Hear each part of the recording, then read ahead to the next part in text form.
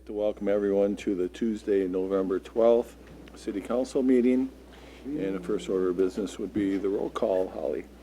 Bartlett. Here. Forsman. Hi. Caravello. Here. Doom. Here. Eiley. Here. Hirsch. Here. Stevenson. Here. Magaki. Here. Majewski. Here. Reeves. Here. Riley. Present. Schumacher. Here. There are 12 alders present. All right, thank you very much. We do have some presentations, but before we go into that, are there any communications from any of the council members? Yes. Yaki. Just handed out a sample, a draft of what could be the tool that we use at the listening sessions that are coming up. And so just would like any input. The goal is to have it be very basic and neutral. And so this is a very detailed one. I started out with a draft that was even more simple, but that information is meant for someone who would show up at the listening session, be able to get basic, balanced information and understand, and then choose to communicate anything to the council members by either verbally at that meeting or utilizing the form I just handed out. And so I know I'd asked for an agenda item, but just communicating any input or concerns with this. It's my intention to make any edits, try to balance it out, and I will be happy to send out a final copy with your input tomorrow night. And so if you can give me input through paper tonight, and then we'll get that out. Yes, sir. Okay. May I Sure. have just a second of input? or Can't not? get into a deep discussion here, though. Oh, no, I'm not, oh, believe me, I'm not deep on this particular subject. If I might just make one suggestion, that is with the choices that are given to constituents. The second choice really isn't a choice, because we don't have that choice. And I'm wondering if we should just excise You that. have that choice. Well, we don't have that choice vis-à-vis the developer, as I understand No, no. the situation. You have that choice as a I council understand that as a council person, right, but it's not a legitimate choice in my mind. Well, Because thank it's a you. false choice. Well, Because it doesn't happen if we say, That's why I said we can't get into a discussion. okay, all right, well, I wasn't going to. So to finish the communication, and thank you, I appreciate any input. The paper is quite full. It probably, and if there is some information that you think doesn't belong, might be just fine to strike it out and or put reasons why. And I promise I will put that out in email with your comments, and thank you very much. Attorney Dragney. So just a question on your question, where you say, vote to develop a pay-go tip for the full 6.8 million. You mean, so that, as I understand it, there's two pieces. There's like approximately $3 million request that they've made, plus there's an additional $3 million of work that would need to be done. Yep. You intending to say like all of that? And so Pay-go? on the basic points, that is spelled out. And so it's the 6.8 with 3 million for the public improvements, and perhaps that should be. This isn't on the agenda, for one. And number two, this is something, or these are comments that are to be addressed after council. Okay, after council? So I guess you can talk offline. If you'd like to chat after the meeting, I'll stick around. I would love to do so, and my apologies. I didn't realize it was only listed as a communication. Okay. All right, and you want to throw out the dates for the listening sessions? Yes, the listening sessions start this Friday at 2 until 3:30. They're all an hour and a half. And that one is going to be at the Venable Clubhouse, which is just meant to try to make it easier for elderly to attend. Lots of them live over that way. And then also on Wednesday, November 20th, at the fire station. That one is from 6:30 till 8 p.m. And the final is Saturday, the 23rd, again at the fire station training room. And that one is from 10 a.m. to 11:30. Thank you. All right, thank you. Are there any other communications from alders? And thanks to Regina for input and just trying to get the full picture. Thank you very much. All right. Any other communications from alders? And none. I have a communication. Today was a big day. We had a groundbreaking today for the hotel, and I have a shovel here to prove it. So just so everybody knows that the hotel has begun.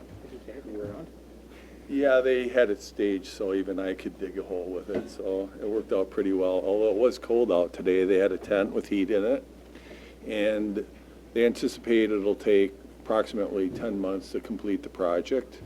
They're still looking for an operator for the convention center, so they haven't ruled that out yet. And it'll be the same hospitality group that they've been talking, SNL, I believe is the name of the group. And they have somebody to manage it, and it will be a true hotel by Hilton. And just wanted to make sure everybody knew that that did occur, and we can all believe it's going to happen now. So that's my communication. Holly has a communication.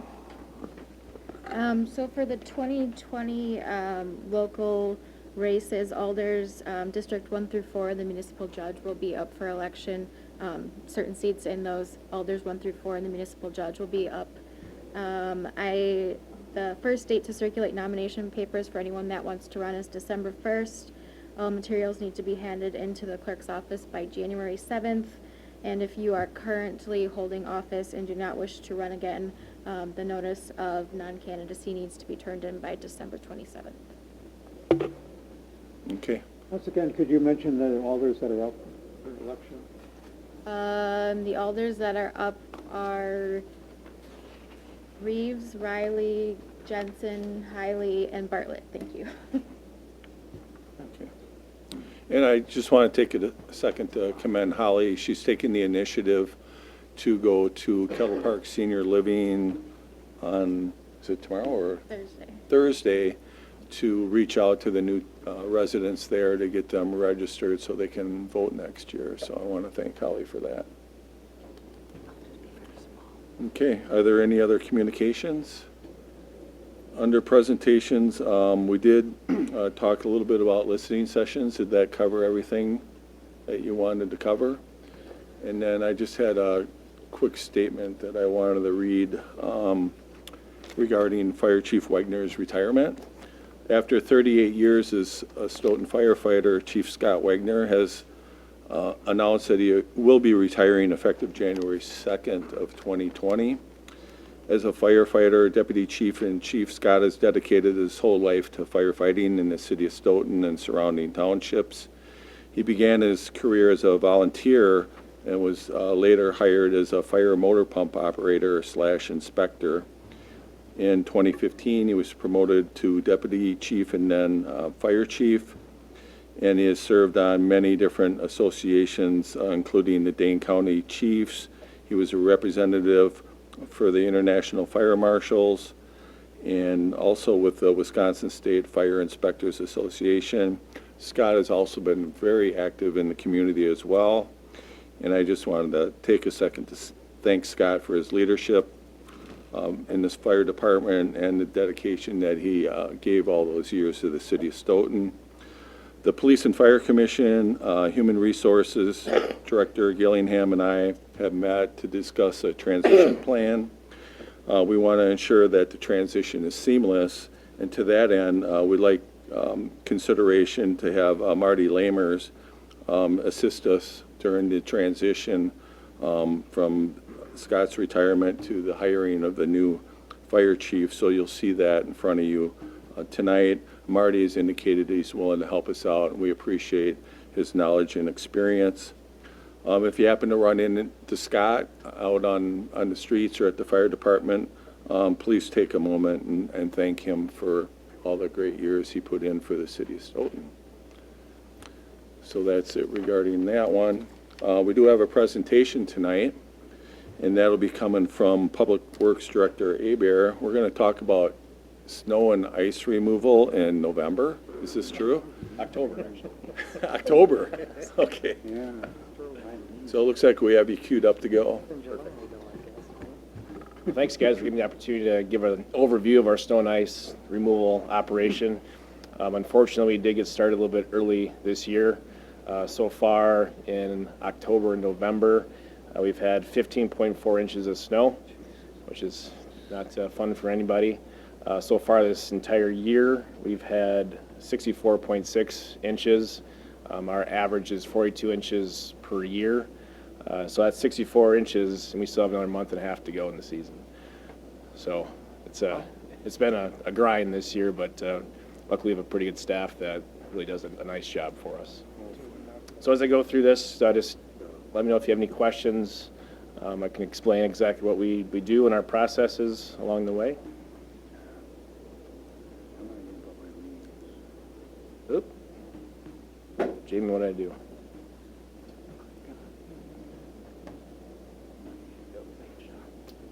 Perfect.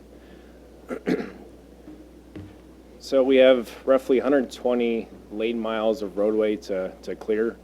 We have 7 residential plow routes. We have a downtown plow route, 2 cul-de-sac routes, which is new as of this year. We have 56 different areas where we do walking path clearing, and we have 10 parking lots as well. We have our roads broken down into mains, residential, and then our kind of our tertiary, which is more of our sidewalks and parking lots. Essentially, during the storm, when it's still snowing, we clear our main roads as best we can using a skeleton crew, usually 2 to 4 employees, but also being cognizant that these same employees need to come in after the storm to clear the entire city. So really pretty judicious on how we use our employees while trying to maintain the roadways throughout the storm. Our main goal for this is to open up for schools during the school week. Of course, the hospital, we're cognizant of church traffic on Sundays or any other events that we may have in the city. Our residential routes, as I said, we have 7 different routes. We have cul-de-sac routes as well, which we'll get into within each one of these routes.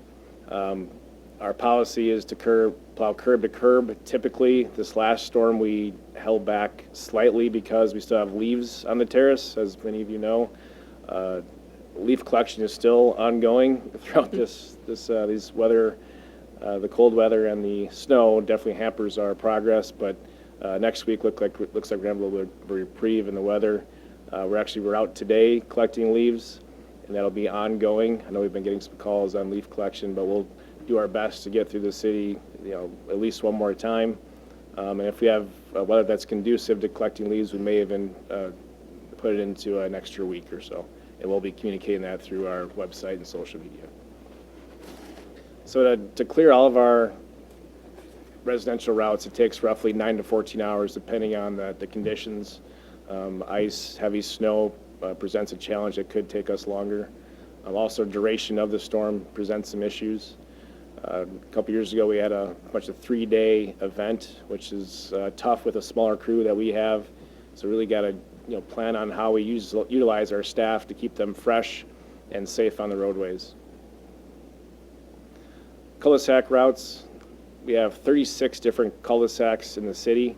And so what we did is we took the big trucks out of the cul-de-sacs, which has actually saved us about 10 to 20 minutes per cul-de-sac for our big trucks. So that equates to almost 9 hours worth of time, which is about a route. So this has been really good for us. It's good for our time. It's also good for wear and tear on the trucks, because once you get a large truck in a cul-de-sac, they're going back and forth, forward and reverse multiple times. So getting our loaders in the cul-de-sacs was a good move for us. Downtown cleanup. So typically this happens the night after the storm, depending on the timing. So our crews will come in downtown because essentially there's no terrace for snow storage. And so we typically can get in there and get out within about 6 hours or so. We do that during the night because of traffic. So this is really to remove that snow downtown, get our stores open for business the next day, and then to create more parking spaces for our residents. Do we have one of those mega snow blowers? We do. We actually got a hydraulic unit this year, which is about a third the cost of the other units that have essentially a pony motor on it that are diesel. So we got a hydraulic unit that runs off the hydraulics on the loader. So it's a little more environmentally friendly and a lot cheaper. So we're sort of excited to use it, but we don't want to use it or have to use it. Right. So, but we do have a snow blower, yes. It looks like sort of a Mad Max kind of implement. It's pretty crazy. I encourage you to come out at midnight and take a look. We'll put you in the cab. So, yeah, it'll throw some snow for sure.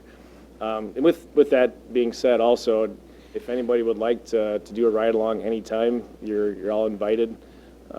We start typically at 2 a.m. So, but in all seriousness, we do encourage you if you'd like to do a ride along to see what it's all about. It's not as easy as a lot of people think.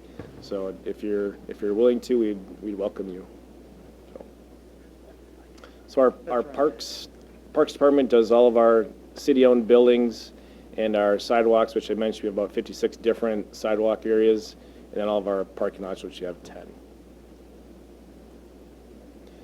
Salting and pre-wetting. So all of our salt, as it comes out of the truck, is pre-wetted in the tray before it gets dropped out onto the street. And so that pre-wetting, what it does is it helps to reduce that scatter of the salt. So when we drop the salt, we want it to stay in place versus scattering to the edge of the road. We want it to stay in the middle of the road so it can do its work and then melt to the side. Brett, do you use still that brine? So yes, that's the pre-wetting is the Okay. brine. So that's how we pre-wet. So that's a brine material, so a salt water solution that we use. We actually purchase it through the county. And so that's mixed in with the salt as we drop it. The salt, when it's wet, actually helps to activate the salt a little bit faster. And like I said, reduces the scatter. We also, each truck is calibrated. 10 to 15 years ago, it was just, if you can't see the salt coming out of the back of the truck, you got salting, which that's not a good practice when it comes to the environment and also our bottom line. So all of our trucks are calibrated. We put down roughly 300 to 350 pounds per lane mile. So within a lane mile, it's about 350 pounds of salt. And we can adjust that slightly depending on conditions as well. You calibrate each time? Or? Each truck is calibrated at the beginning of the season. So we Okay. do essentially a drop test to calibrate the truck versus based on time. And then the controls in these trucks have actually come a long way. So they're essentially almost a computer on the truck that dictates that calibration or that drop. Cool. If I can go back, we do train on salt only as needed. We talk about that every chloride that we drop makes its way to the watershed, and eventually to our aquifers and in the Ahara River. So our operators are very cognizant of when they drop salt, where that goes. So they've really bought into that practice, and we do salt as needed because it's a safety issue, but not to put down more than is needed. So our parking during snow emergencies regulation. So essentially, this is our ordinance that regulates parking during a declared snow emergency. So when that is declared, we'll try to get the word out as quickly as possible, as early as possible. But when that is in place, from midnight until 8 a.m., there's no parking. Parking is even odd. And be cognizant that at midnight is when that even odd takes place. So not during the 10 o'clock hour, but at midnight on the odd date, it's essentially the odd number of the street. So after midnight. Any questions on that, or Chief, do you have anything to say about the parking regulations? Only that it becomes a struggle if we don't get vehicles moved in time, and it's always a struggle for people to understand exactly what Brett was saying there, that it goes into effect at midnight, not the night that when you park your car at 9 or 10 o'clock at night. It needs to be on the side that's permitted after midnight, so just to make that clear. Yeah. And the biggest thing is get the cars moved so that we can get in and do our job to clear the road. So snow emergency notification, we have various different outlets. We have an email sign up that you can sign up on our city website, and if there's a snow emergency, we will send you an email that indicates the snow emergency has started. We'll also use WSDO. the Madison TV stations, regional radio stations, and our official city Facebook page will have a posting on it as well. So Ron Burgundy will let you guys all know when there's a snow emergency. Challenges. So cars parked in the roadway is one of our main challenges, especially in some of our narrower streets. So if you have a car parked on the street or a car parked adjacent to one another, we essentially can't get our plows through efficiently. Also, they do leave a windroll. As you can see around the car is the snow that's left behind. So when they dig that car out, that windroll stays behind, and we're having to at the next night is come through and knock those windrolls off to the side. Oftentimes those windrolls that as we saw last night in the freezing conditions we had after the storm, a lot of those windrolls become ice and become hazardous to the motoring public and also our equipment. So if you can, at all possible, please park in your driveway or garage, just stay off the street so we can get in and do our job. Residents and contractors blowing snow into the street or plowing snow into the street is a challenge, especially after we go through and plow the street, and then we have residents or contractors that come in behind us to blow it back into the street. It's frustrating and as you can see, not safe for the motoring public either. Do we have an ordinance for that? We do.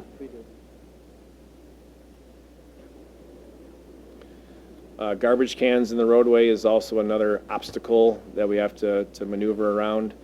So if you can, please keep your garbage can in your driveway. Some people shovel out a little spot in their terrace to put their garbage can, but anything you can do to keep your can out of the street is much appreciated. Mailboxes, this is another obstacle. So essentially, please make sure that your mailboxes are installed correctly. The postmaster on their website does have not restrictions, but specs on the setback for the mailbox and also the height of the mailbox. If your mailbox is in disrepair, meaning that the post is rotten or whatever, and we knock it over, we will not replace it. If we hit the mailbox, we will certainly replace that mailbox free of charge. But if your mailbox is not installed correctly or is in disrepair, we will not replace it. Another issue that we deal with is sleep deprivation.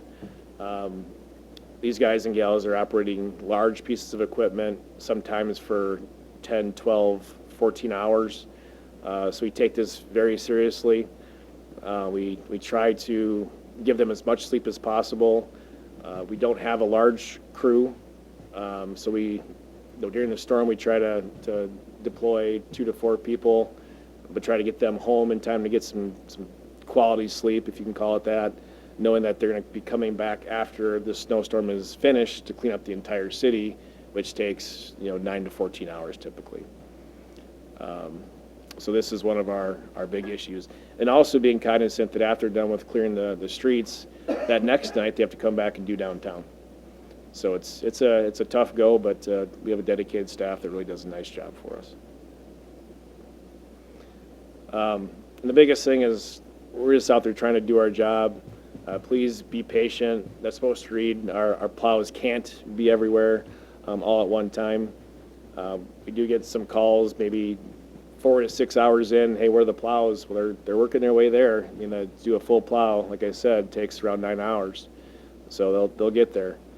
We simply can't be on every road at one time. Please, if you see a snow plow, slow down, give us some room. They're a big piece of equipment. We can't always see you back there. And also we're throwing salt, so you're going to want to stay back a little ways. Snow has to be plowed to the curb. It's going to go in your driveway, your apron. We do our best to try to keep it off the sidewalks, but when we have narrow terraces, that's not always doable. We do try to do our best not to. And also keep in mind that after we get done plowing, now we have to go home to our own houses and shovel our own driveways with a windrow in front that's probably frozen. So with that, any questions? Alderperson Riley. Thank you. When one notices that you have an intersection where, given the volume of the event or whatever, there are large things on either side, or large mountains of snow, how do you guys try to address that, since you can't see a damn thing coming one way or another, and it's a traffic hazard? If you notice that, please give us a call. We do try to clear those.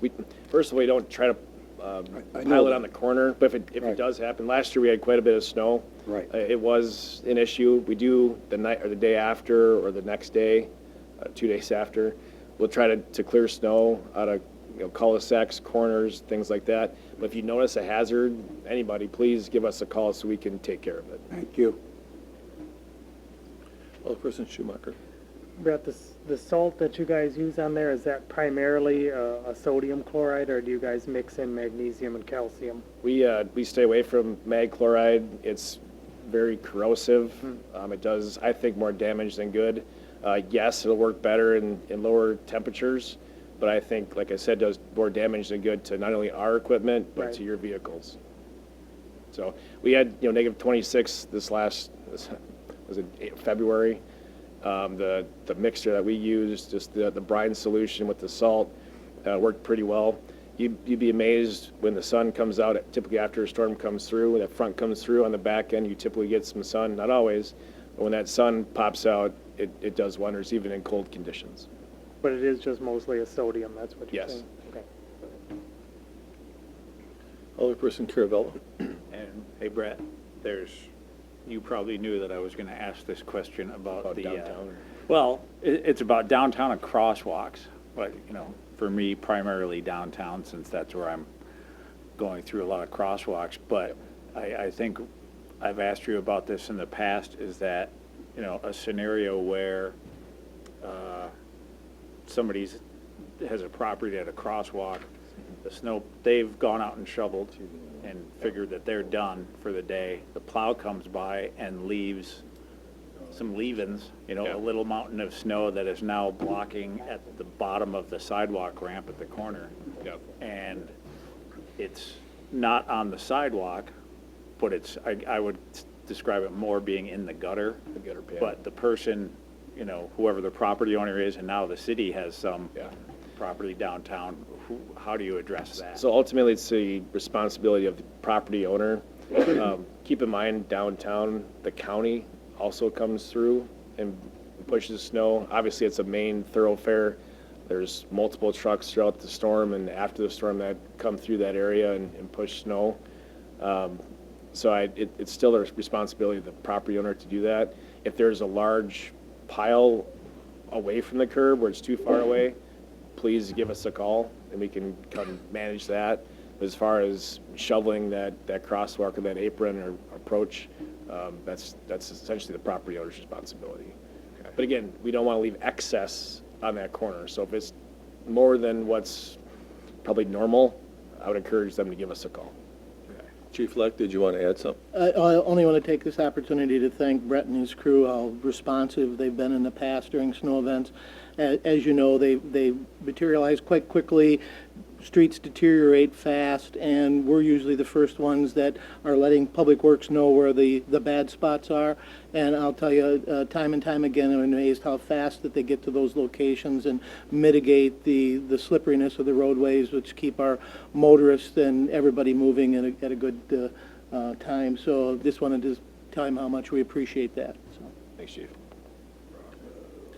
Anybody else have any questions? All right, thank you very much.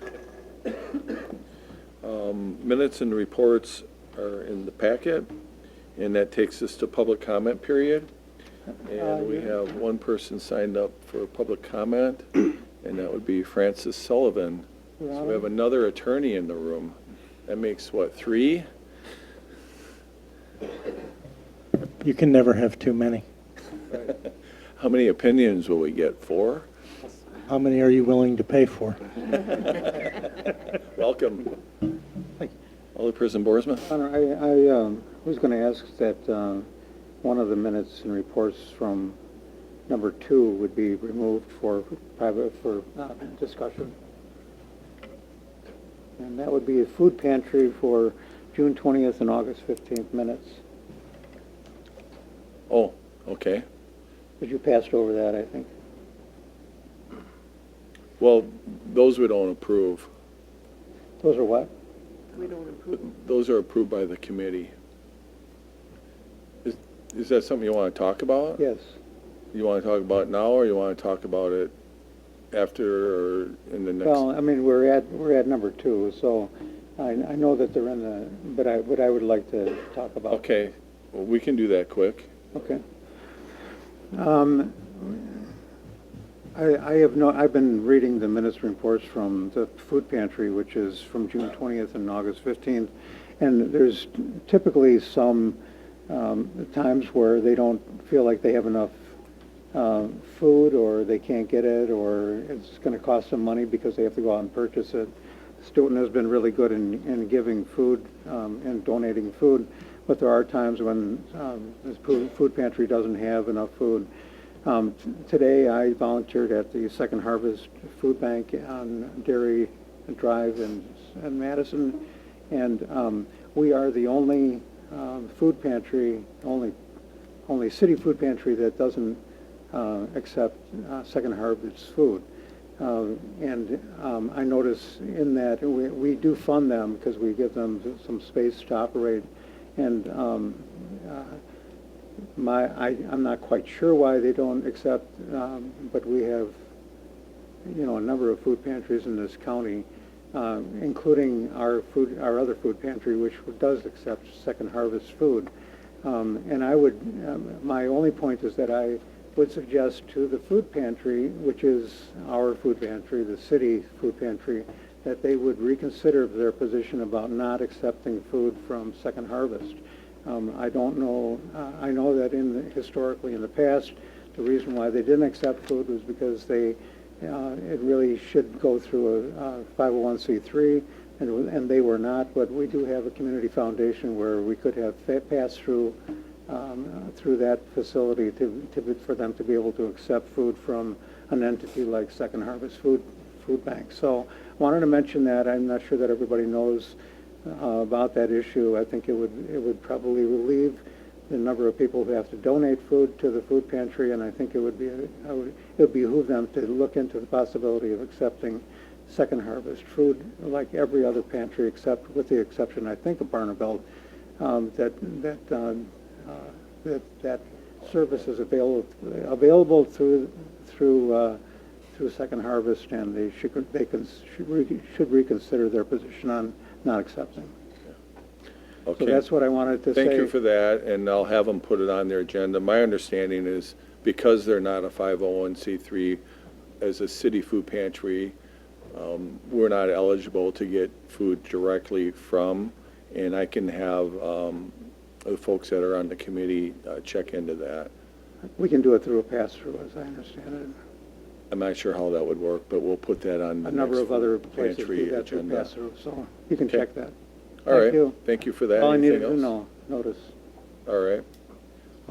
So that'll take us to the public comment, and Francis Sullivan is here tonight. And what is the topic this evening? Education.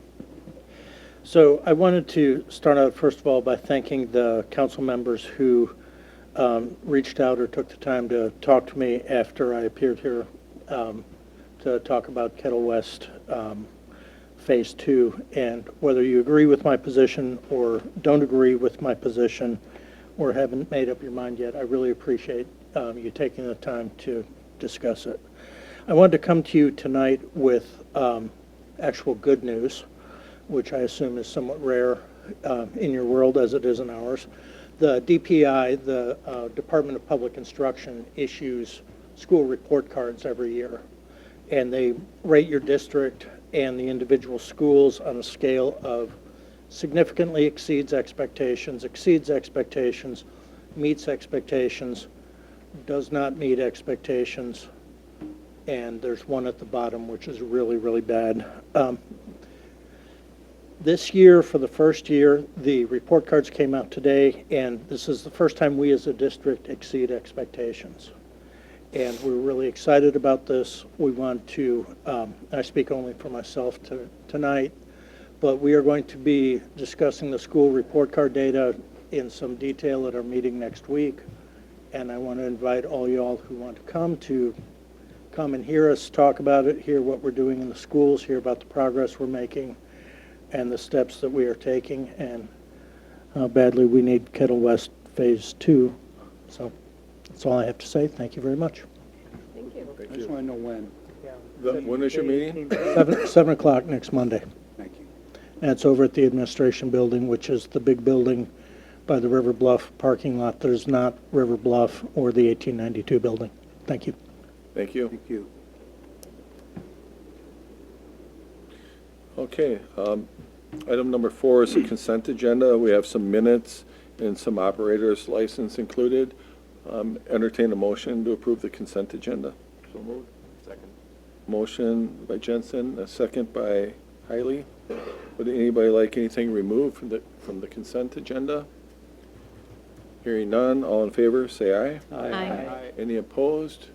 None opposed, that carries. Thank you. There is no old business. New business, number 5 is a public hearing for the 2020 City of Stoughton operating budget. And do we want to do a presentation, or do we want to wait until we get to the agenda item? Doesn't matter. Okay. Whatever you think works best. Okay, well, the budget was posted in the paper, and we can close our regular meeting, and then we'll open it up for the public hearing. And is anybody here to speak to the budget tonight? I didn't think so. So we'll close the public hearing, and then we'll reopen for our regular business, which takes us to item number 6, which is R-171 in 2019. And that I would have President Majewski introduce that, as that came out of the Committee of the Whole. Thank you, Your Honor. Committee of the Whole is presenting R-171, 2019, authorizing and directing the proper city officials to approve the Stoughton Utilities 2020 budget. Utilities and the Committee of the Whole recommended this unanimously. This is the, as it says, the operating budget for the Stoughton Utilities. Did I make that the motion? And I so move. A second by Alderperson Jensen. Is there any questions or discussion on the utilities budget? Seeing none, this is going to be a roll call on this? Roll call. Do we do a roll call on the budget? Okay, we'll do a roll call on both of the budget items. Boersma, Aye. Caravello, Aye.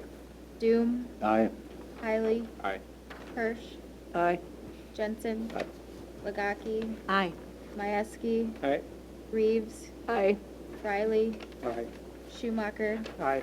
Bartlett. Aye. That motion carries 12-0. Okay. And then Resolution 172 of 2019 also came out of the Committee of the Whole. President Majewski. Thank you, Mayor. Resolution R-172, 2019, authorizing and directing the proper city officials to adopt the 2020 City of Stoughton budget, which was approved unanimously by the Committee of the Whole, and I so move. Second. A second by Alderperson Jensen. Alderperson, or President Majewski. Again, this is the budget for the City of Stoughton, and if there are any questions, suggestions, now's the time to speak, and I will take Alder Jensen first. Okay, I'd like to make,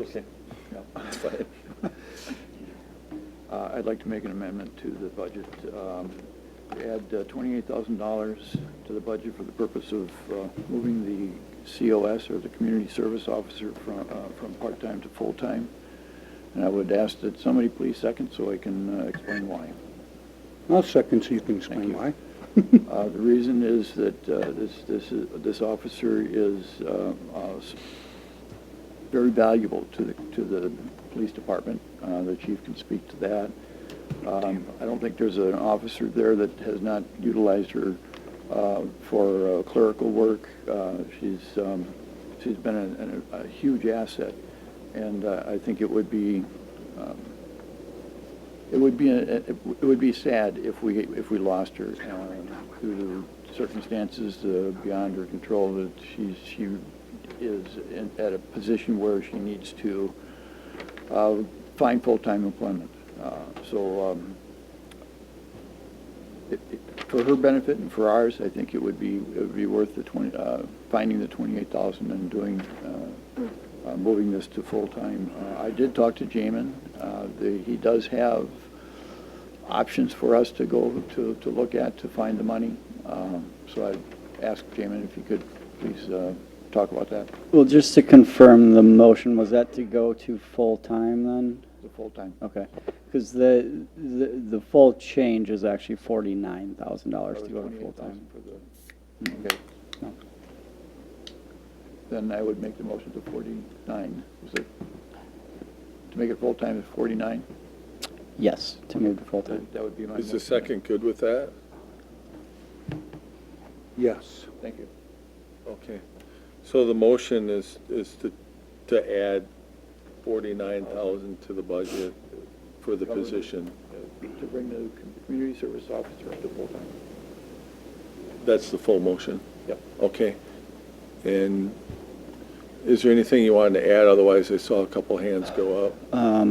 Just to speak to the financials of it, so the 49,000, there would be some changes that would need to be made. Right now, we do have $25,000 budgeted to contingency that we would pull out.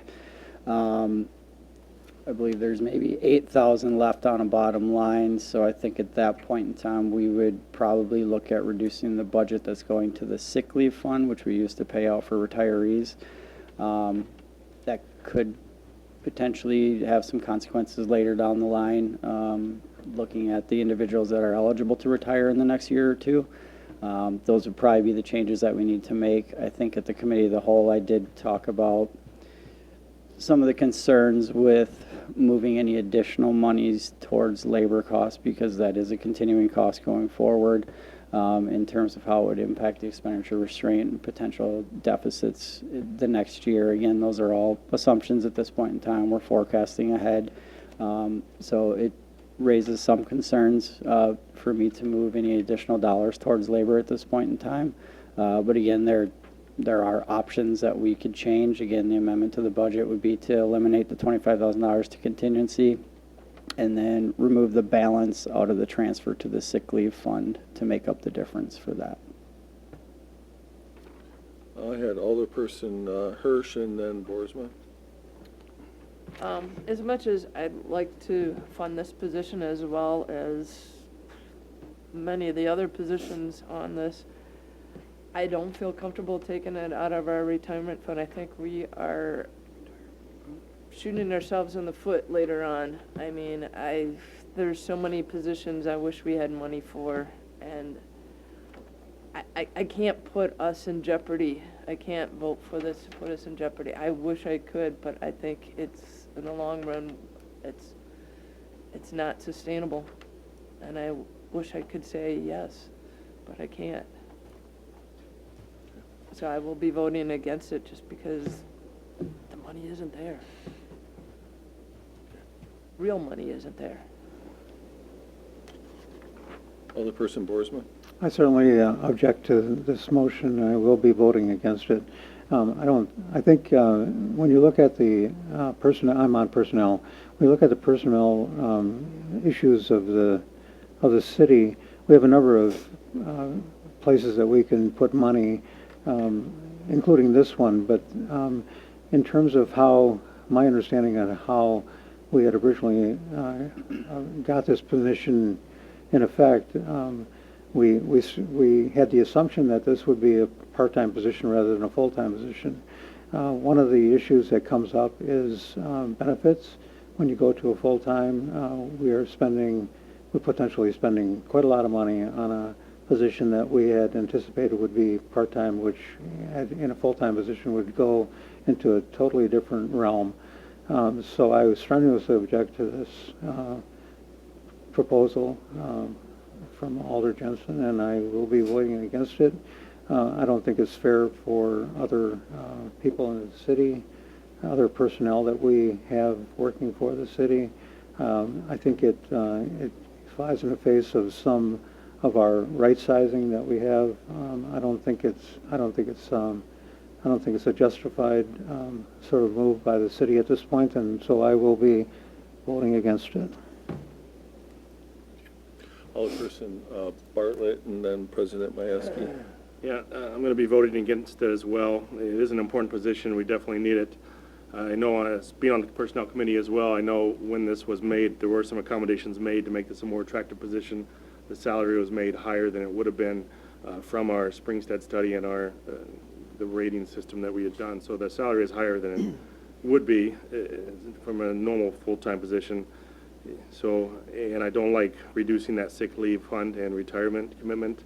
No telling what's going to happen with that in the next few years. We have an aging workforce across the board and a lot of industries right now, and the city as well. So I don't want to touch that and have that ongoing commitment, which I don't know if we can fund. That's a big ask, so I'll vote against it. President Mayeski. I'm hearing what all the alders are saying, and I'm agreeing with them. I believe this is a really important position. However, as Alder Boersma said, this was created as a part-time position.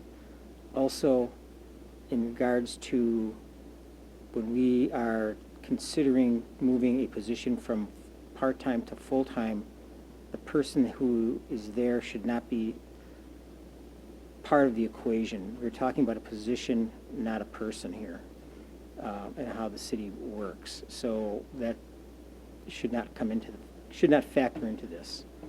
I wish we could fund a lot of positions, and we are hamstrung by state legislature, and it fiscally is not a wise move. Alderperson Reeves. I'm just going to reiterate what many have already said, partly because I'm on the Personnel Committee, and we have looked and had many, many long discussions about the right sizing. And again, this is no disrespect to the person or the position or performance. It's really about making a responsible decision, which includes touching retirement funds for people that are already working. I hate to tap into contingency, and again, we're working really hard on right sizing, and I just feel like we need to be fair to everyone, and I feel like this would be a bit lopsided and, in my view, irresponsible, so I couldn't support it. Anybody else have questions or comments regarding the amendment? Okay, does everybody understand the amendment? Okay, so we'll vote on the amendment. All in favor of the amendment, say aye. Aye. And any opposed? Nay. No. Okay, that motion fails. It takes us back to the original motion. Are there any other discussions or amendment items? Alderperson Hirsch. Jima, just to clarify, you said that we have, how you were going to fund this potential other position. There was contingency, then the other thing, then you said there's something about like an $8,000 surplus? Yes. And Yeah, so 8,800. What? 8,800. 8,800? So we could actually possibly fund a couple of positions. Is it sustainable, or is it just, I mean, is it a one-time kind of surplus, or is it? Well, we budget a small surplus every single year when we go through this process. When we're talking in the scheme of a $14 million budget to budget down to an $8,800 surplus, that's where I quit. Okay. That's where I stopped working. So. Okay. So, I was just wondering if we had that, we could knock off some of these other low-hanging fruit sorts of. Yeah, and I don't want to paint the picture that this is where we hit the end button on this. There's some things budgeted in here in terms of, the custodial position. We're looking at a full-time hire, so we budget at full benefits. When that individual comes on, maybe they don't take benefits, and that frees up an additional $20,000. So we can continue to revisit this throughout the year as things So happen. we might be able to like knock off, some of the lower budget ones, not the full, but Yeah, I would definitely say this is not the end of the discussion when it comes to either staffing requests or even right sizing at this point in time. Again, budgeting is inherently conservative, and that's how you have to do it, because you have to try to address everything that could potentially happen. But again, so the full-time custodial position, we budget full benefits. They may not take any benefits, and that frees up $20,000+ that we could play with. So those things will happen throughout the year that we can continue to revisit this.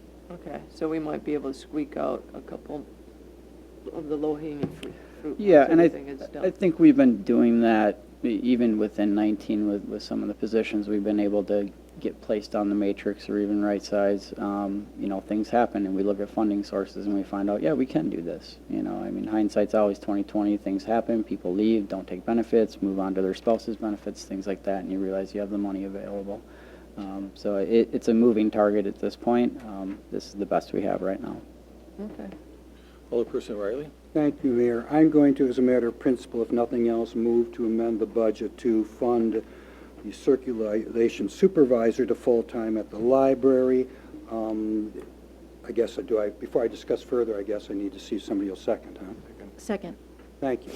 When the library director spoke to us, he indicated that he's not aware of any other city that has a library that does not fund a position like this to full-time. It's a really essential resource, obviously, for the city.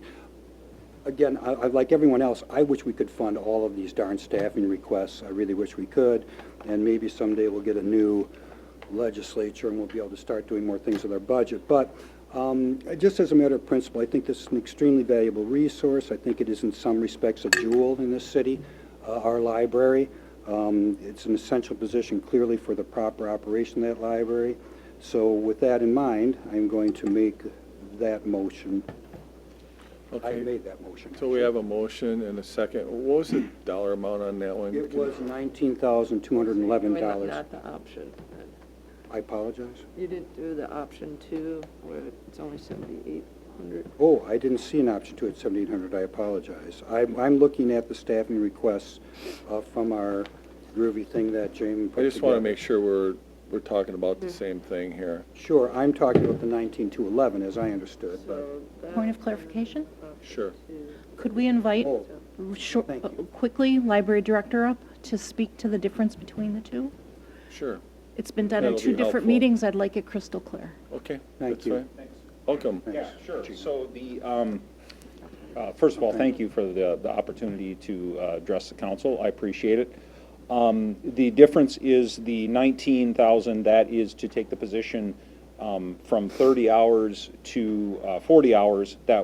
That's really the need. After we saw the situation with how much money was available, I went back, talked to Jamin, and we ran some numbers to see what it would cost to take that position to 32 hours. And that is what the 7,800 cost is. Does So anybody I'm have- still looking for clarification with what the motion is. well, I was looking for the 19,211, but if there's any prospect that the 7886 would go, I can amend my motion to request the 7886.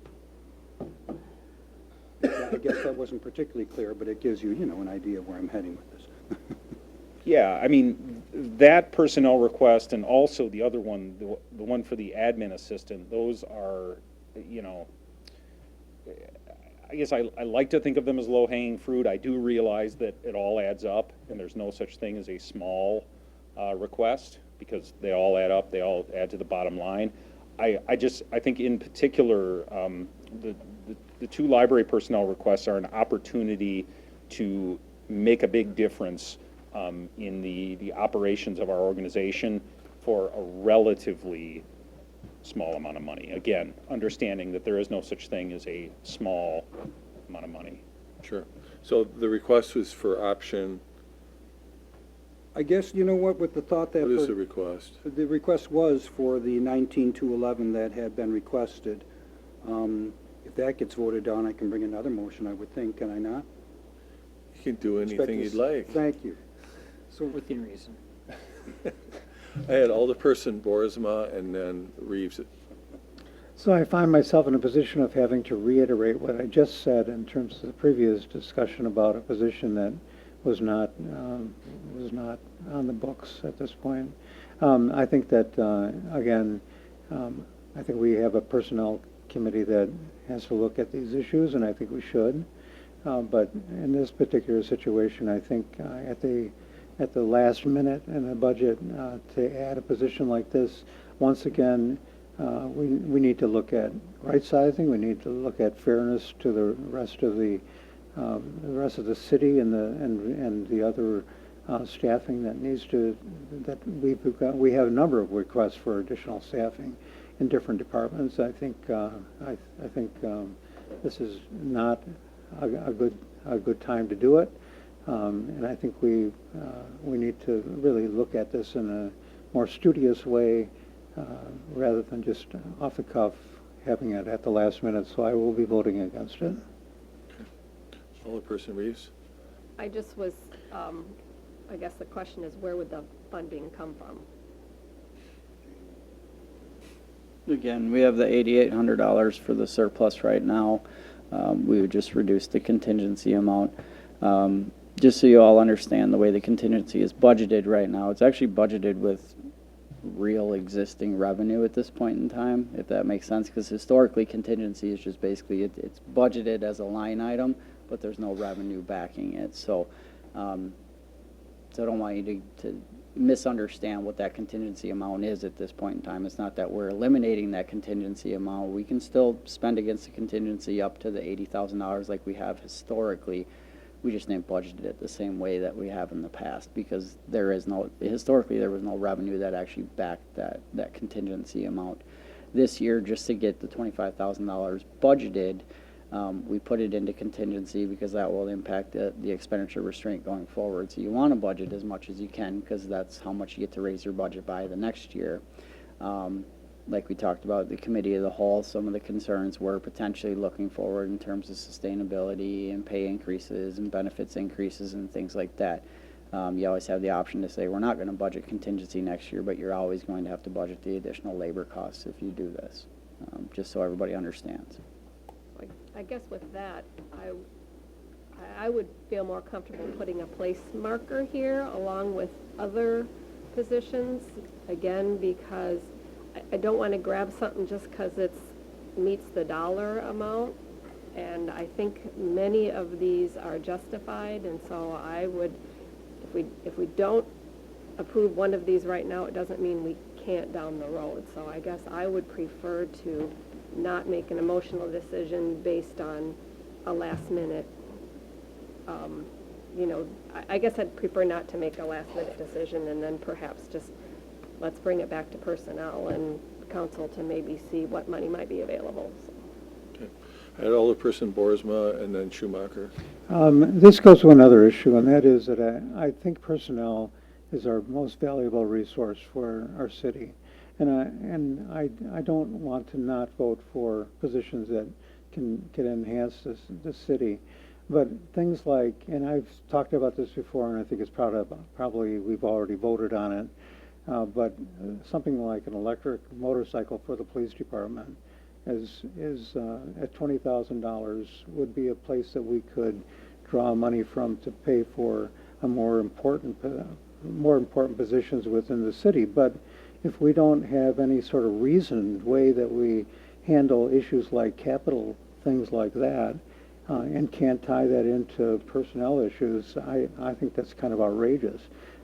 If we can spend $20,000 on an electric motorcycle for the police department, that's one thing. But it does take away from our ability to provide for personnel issues, because it really is the bottom line, and I presented some real serious objection to that whole notion of that purchase, and didn't get support from the council.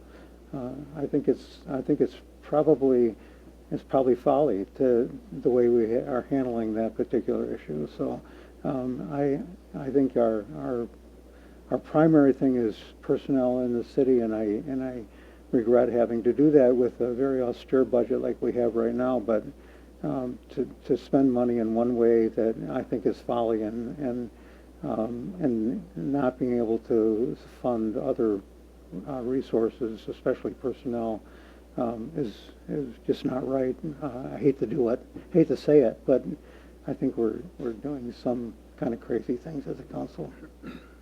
Alderperson Schumacher. I agree with the general sentiment of adding the positions at this stage of budgeting.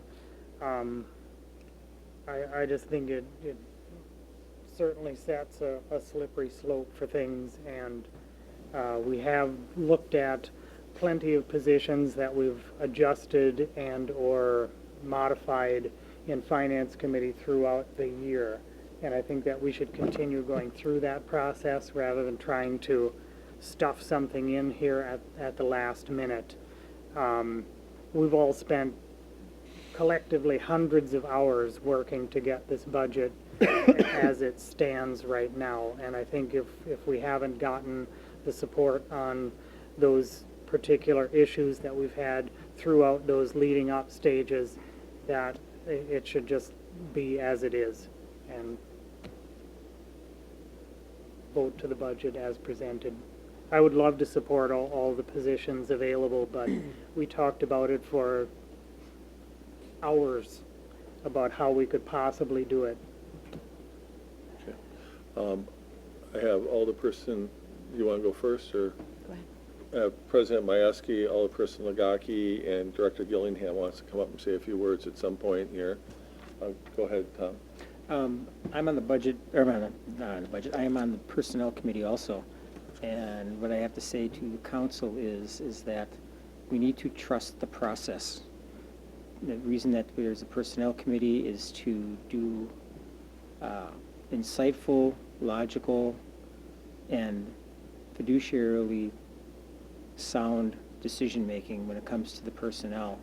Doing it at this point in time of the budget is not really a wise way to go.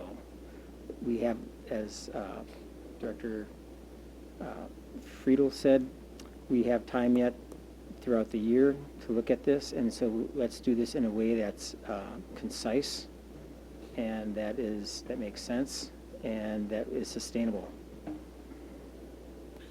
Alderperson Legaki. I ask a question. I support many of these positions as well.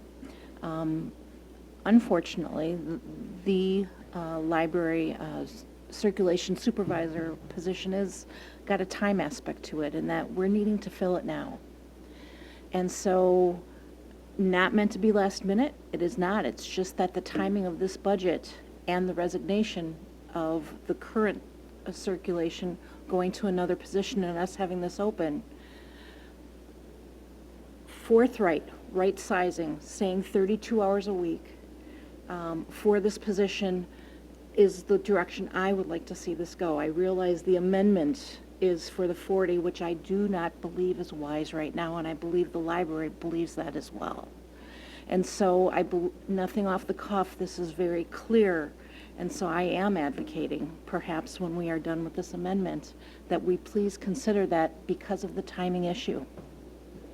Other than that, I believe in the sentiments, and so as much as I'd like to fund many others, this is the one I think that we need to look at now.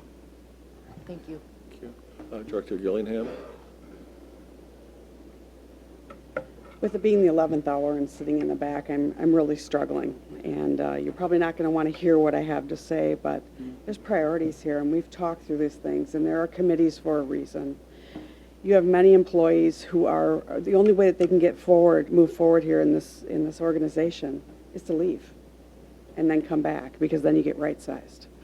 So I want you to think very hard about the message that's being sent to the existing staff, the right-sizing. We do have current needs, additional hours needed, but we also need that right-sizing to maintain the staff that we have, to be able to provide the current services that we have out there. I'm in a situation as well where I have an employee who I don't know if she's going to continue with the city without the right-sizing. I took my offer off the table where I was requesting additional hours. Every department has needs. And I think we need to go through that process versus at the 11th hour starting to spend those last few dollars. So That's just where I'm at. I'm really struggling in the back of the room watching this, as we've talked about before, the importance of the right sizing, the importance of the needs and prioritizing, but not trying to do this at the last minute, trying to decide which department gets those last few dollars. So I'd like to respect the hard work that Jamin's put in, and I respect that $8,800 and want to keep that because I want to keep him on staff, and hope that you'll consider that as we go through this process tonight. So thank you. That's not what I meant when I said I quit, though. Could I ask a clarifying question? Sure. Since I'm kind of new to this whole process, my understanding with the personnel requests, when they're proposed for the budget, that those don't go through the personnel committee per se. What we're talking about now would be going a different process, next year. If you were talking about adding hours or, right sizing or what have you, that doing that through the personnel committee, that's a different process, not related to the budget. Do I have that right? Yeah, I think the budget process was more committee of the whole, based on the recommendations that we had from staff, whether it was right sizing Right, or additional okay. requests or additional hours or new positions. And then the committee of the whole met 3 times to consider everything. Yep. And then the recommendations were what was presented in the original motion. So anything above and beyond the original motion is really just personal preference of individual council members, which they have a right to do. Oh, yeah, and I understand that. I just wanted to make sure that I wasn't missing a step with the personnel committee. You want to speak to that? With the Personnel Committee is looking at positions all year round. Sure, And right, they so that, we discuss a lot of these that are being requested during the year. So it's not like the Personnel Committee isn't being bypassed per se. It's just that what we're talking about is not, in the Personnel Committee is more about the function of that position and how it fits in the jigsaw puzzle of the whole. Yeah. Whereas what we're at right now is just the dollars themselves. okay, I understand. Yeah, I just, that's kind of what I was thinking, but I appreciate the clarification. Thank you. Any other questions or comments about the amendment that's on the floor? Alderperson Riley. Yeah, I pondering this and listening to Councilperson Nagaki, and I have such great respect for Director Gillingham, so this is painful for me, but I'm going to do it anyway. I guess I would like to see if I could amend my motion to call for the option 2 and the $7,800 some odd dollars to move that position from 30 to 32 hours, if I may so amend my motion. You're amending it? I'm amending it to, in other words, I'm no longer, the motion had requested the full funding. I am seeking to amend my motion to call for the option 2 funding for 32 hours. So we'd be better off withdrawing and come up with a new motion or amending the amendment? Okay, thank you. I will withdraw my motion then. And we have to have the second withdrawn as well? I agree with the withdrawal if I was the second.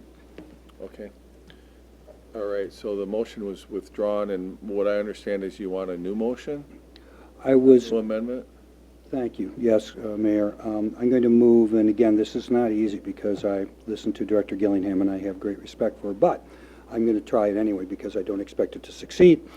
And I will Don't set move. the bar too high for yourself. I will move that we have, that we fund option 2 of the staffing request for the library to move that position to 32 hours at a cost of approximately $7,800, I think it was. Yep, 7886. Is there a second on that one? Second. Okay. And is there a discussion on the Alderperson Nagaki? If we were to trust the process of the Personnel Committee, if this were to pass, great. If this were to fail, my question is, when would that be on the agenda of the Personnel Committee? Would it be quick because of the timing of this issue? I'll let It would Director be on the Gillingham. December agenda. We can get it on there. It would be on December's agenda. Yes. That's the first Monday of December. Thank you for that clarification. You're welcome. Okay. Anybody else on the amendment? I actually, more of a question, if I may, Mayor, of Director Friedel. How is it that the information that there are funds that are available for us to fund something comes back to the council? How do we learn of that as a practical matter?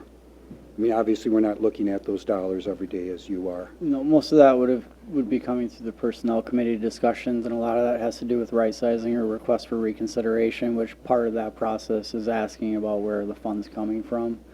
So there's analysis done, and then we answer the question. Thank you. We also have those types of conversations at our monthly leadership team meetings, and, you know, just even between meetings, as we become aware of opportunities, we're always, you know, communicating those as well. Alderperson Boersma? Yeah, I just appeal to the council to do this in a very orderly way because of all the issues that we've talked about tonight, and that is fairness to the city, fairness to the personnel in the city, fairness to the whole process of the budget. I think doing it at the last minute is not the proper way of doing it, and I think going through the personnel committee, like Tom Majewski just said, is the proper way to do it, and that we should look at these issues, and we should look at them separately and fund the places that we really need to fund. So I will be voting against this amendment. Okay. Any other questions or comments? Otherwise, we have an amendment on the floor, and we'll take a vote on it. All in favor of the amendment, say aye. Aye. And those opposed to the amendment? No. So I would say the noes would have it. You were right. So, Shouldn't have doubted you. Okay, which takes us back to the original motion. Any more discussion, or Alderperson Hiley? This being my first budget, I want to make sure I understand this state formula that we are, all of the departments are bumping their head on because we can't fit the staffing. So as the city grows through new construction, that is when we can up the levy, right? Yes. Yep. But as we up the levy, we are not able to hit the same percentage of the new construction. It's a percentage of that construction. So the tax levy grows, you grow your tax levy two different ways. One is through debt service, so you can cover whatever debt service you have, and then the other side of it is through the net new construction model, which has a delay, but they have the net new construction that's divided by the equalized value, and then you get your percentage. So in the case of 19 for the 20 budget year is 1.48%, about $107,000. So that's how you grow your levy. How you grow your budget, your expenditure budget, is through the expenditure restraint program. And we're not tied to that. We would just, if we went over that, we would lose a chunk of revenue. In this case, about $238,000. So they're not saying you can't do it. You can, but you'd lose out on some funds. The expenditure restraint takes 60% of that net new construction percentage and then adds on the consumer price index to it. So in the case of this year, is right around 2.7% that we could grow our budget by. I think that answers my question. Attorney Gregory? And this probably goes without saying, but there's also a referendum option to exceed levy limits. There is, yes. There is. Yep. There's been a lot of conversations about that during the advocacy meetings. There's actually a bill that was drafted because the difficulty with the referendum is that by state law, you can only have it in November. Well, that's when we're trying to do our budget, and it's really hard to calculate an appropriate number because the information that we receive from the state comes after the lead time you need in order to have the language prepared for the referendum.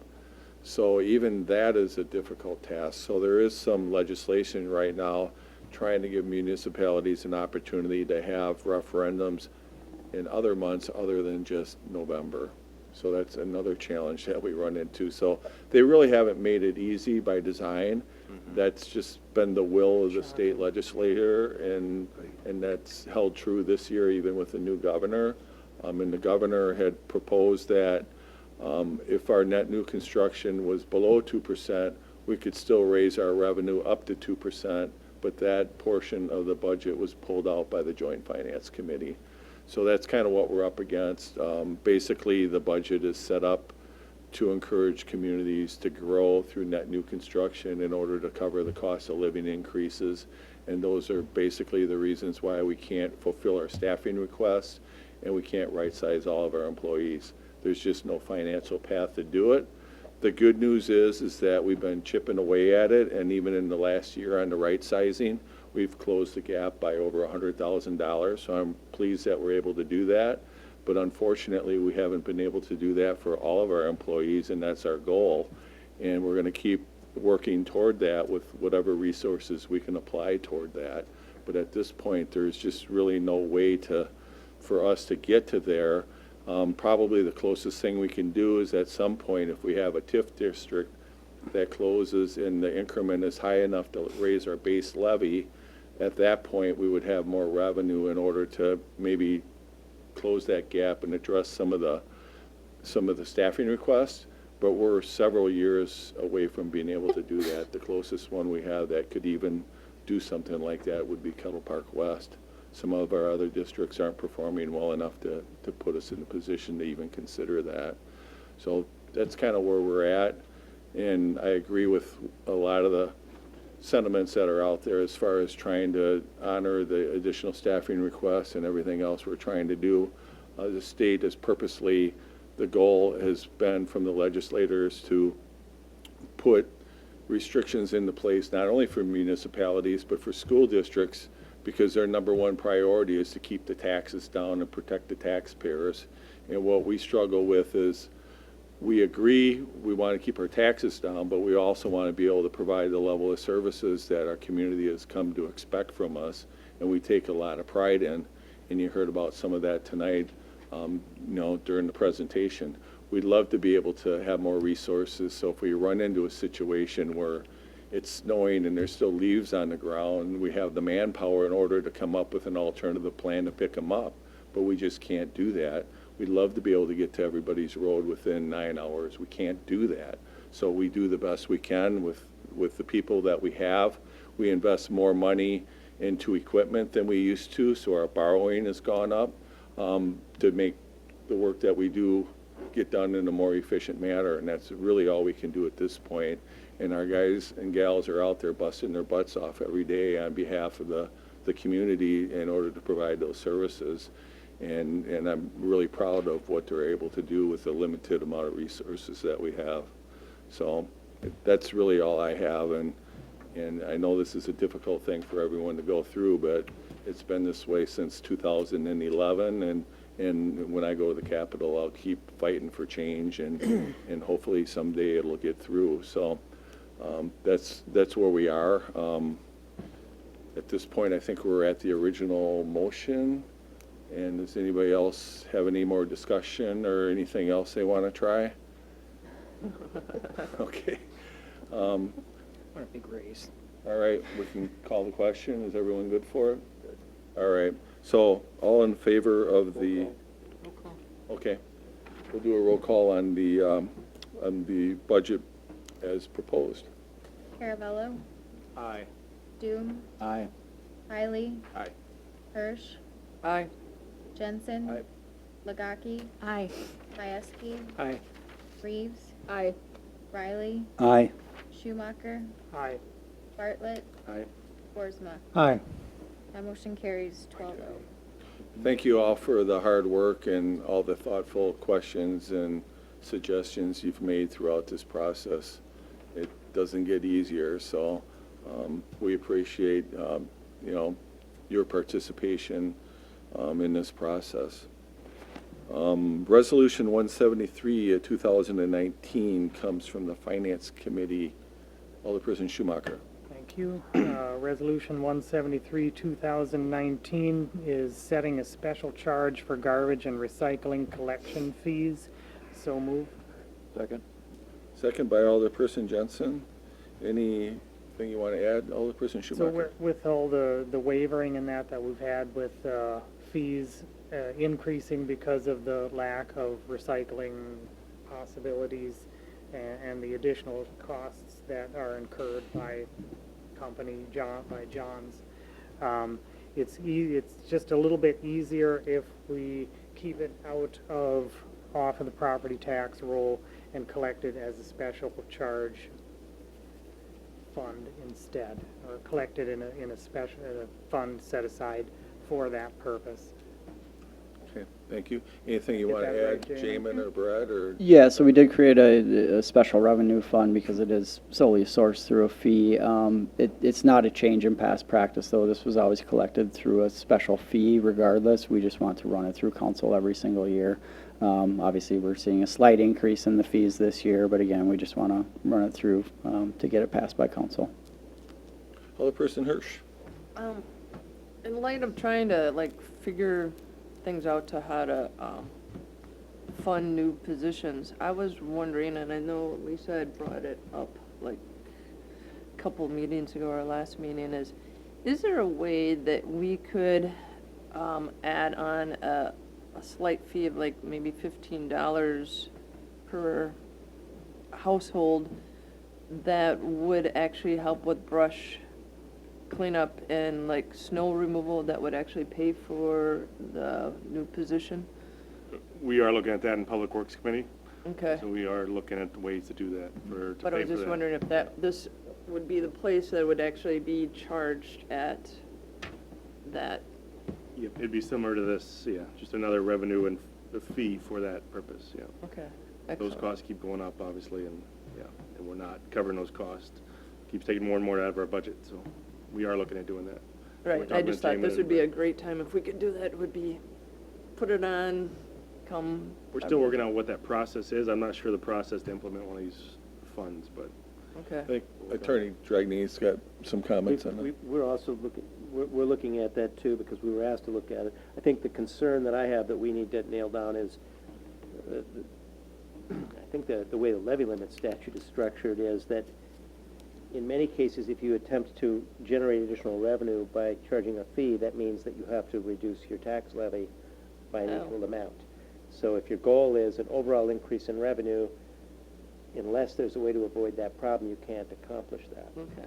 And that was another state law change that occurred the year after we implemented the stormwater utility fee.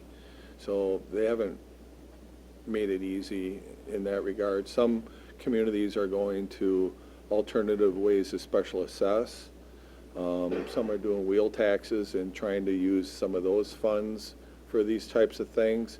And we just haven't dug into it deep enough to know whether or not that, that's an appropriate way to, fulfill those needs. It's not appropriate, but it's trying to think outside the box so we can get the personnel that we need to make our city safe and beautiful, so. No, we appreciate the suggestions. Any other questions or comments on Resolution 173? Hearing none, all in favor, say aye. Aye. Any opposed? None opposed. That carries. Next is discussion and possible action regarding entering in an agreement with Lemke Fence for proposed alterations to the Opera House, or sometimes called the Planning Garage, for future use by the police department in an amount not to exceed $5,500, coming out of contingency. And it looks like that went through the Finance Committee on October 29th. Alderperson Schumacher. It reads pretty much as that is, so would that be, Chief, would that be add 2 or 4 spaces, is that? Well, this will Up for you. provide us with at least 2, At least potentially 2. 3 spaces for squad cars. All right. And then a secured area for, Evidentiary vehicles if needed. Yeah. So this money from the contingency is ultimately just to bring the fence from 6 feet all the way up to the ceiling to make it a secured location. motion. That's a motion. And was there a second? No, yeah, there wasn't a motion. I'm Oh. just asking for one. Okay, and I move to approve this Second. 5,500 from the funding. There's a motion and a second. Any discussion? So, yeah, the idea is since during the CIP process, you might recall there was a proposal for the add-on to the police station for accommodate parking and storage amongst other things. And this is kind of our short-term approach to helping the PD to have the evidence room closer, right? Previously, we were having it out at Public Works. This brings it closer, and it also provides a closer and covered area to park on these seemingly increasingly snow days that we're having. So last year, we were able to use the old Public Works garage as a place to store vehicles when a winter storm was coming through. This year, that may not be an option shortly as that building's coming down, so this provides that opportunity. Alderperson Legaki. I'd like to commend the Finance Committee and the Police Department working with, to make this more palatable. Difficult times, changing times. I just am very happy that this has come forward. Thank you guys for doing that. Alderperson Riley. Thank you. Practical consideration, I assume it's not an issue, but it does say this quote is good for 30 days. Quote is under date of October 3rd. We are past 30 days. Is the quote still good? They'll honor it. Good. Thank you. That's all I want to know. Any other questions or comments? Guys of a lawyer. Okay. All in favor, say aye. Aye. Any opposed? Oh, I'm sorry. Who did I miss? I Go ahead. just wanted to ask what the current use of this space is. Previously, it was used for like the planning vehicles, so we had, how many of your vehicles were there? Well, we have two, plus the pool van. So there's Right. 3 vehicles in there. And then it was our shop for our maintenance, building maintenance person had their shop and equipment in there. They'll be relocated, those operations, to the Public Works garage. We'll still utilize a couple of stalls for our vehicles.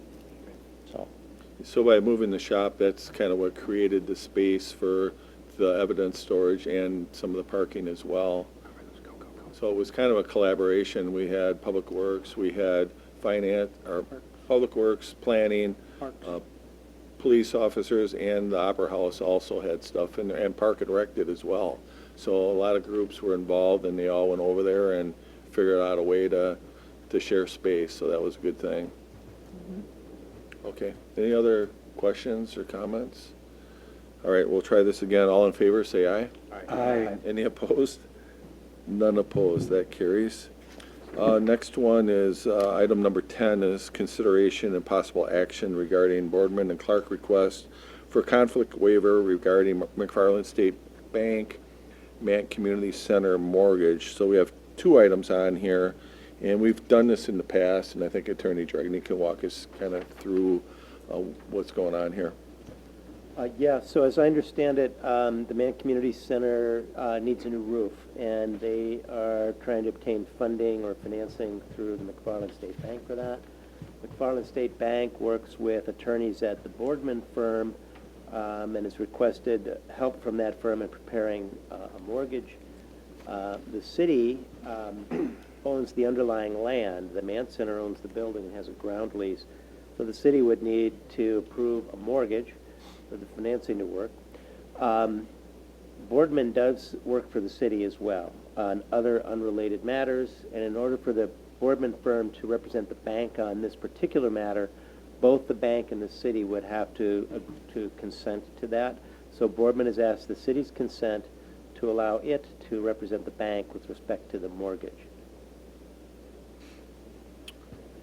Okay, so I'm looking for a motion to approve the consent for the conflict. So moved. Okay, Second?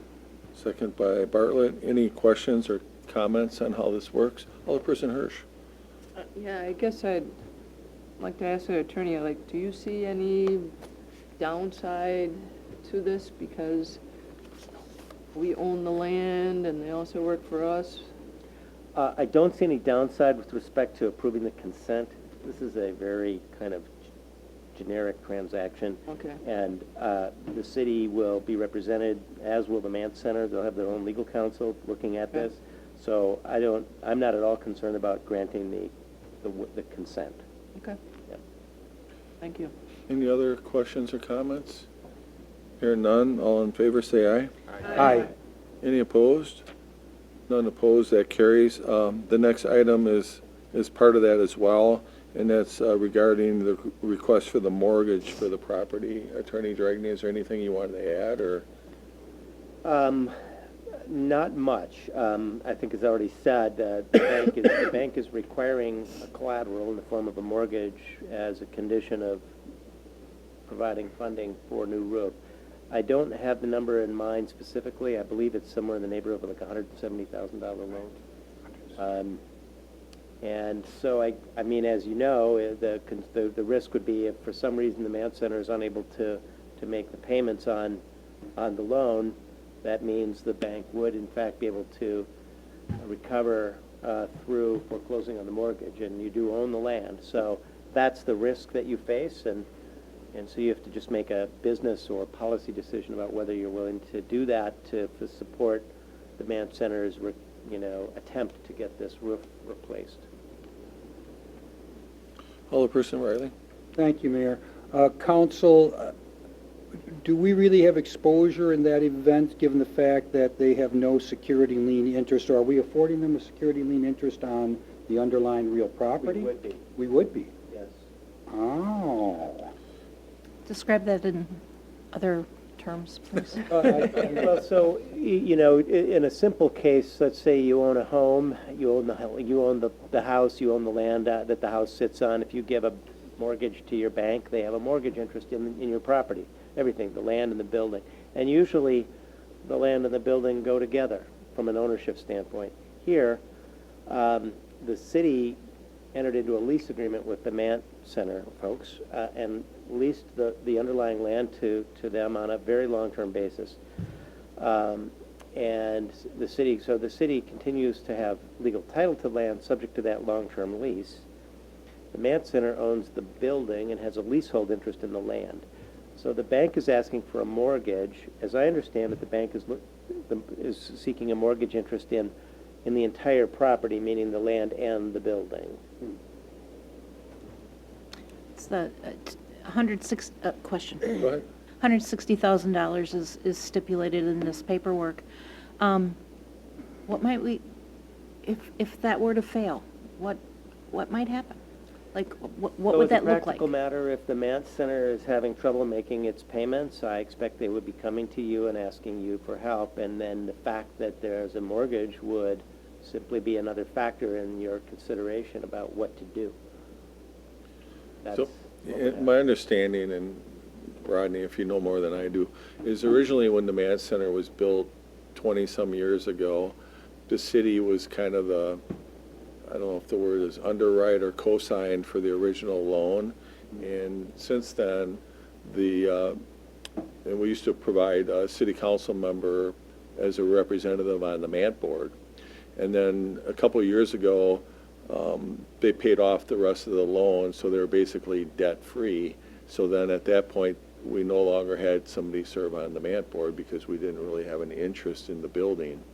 And so what they've been trying to do since then is do some upgrades. They've done some LED lights. They've put in new bleachers, and I think they're working on doing something with painting the ceiling and really trying to, it's been 20-some years. It's time for a facelift. Obviously, a roof is a big investment. It's time to do the roof. So I think that's where we're at. Am I missing anything? I think you characterized it well.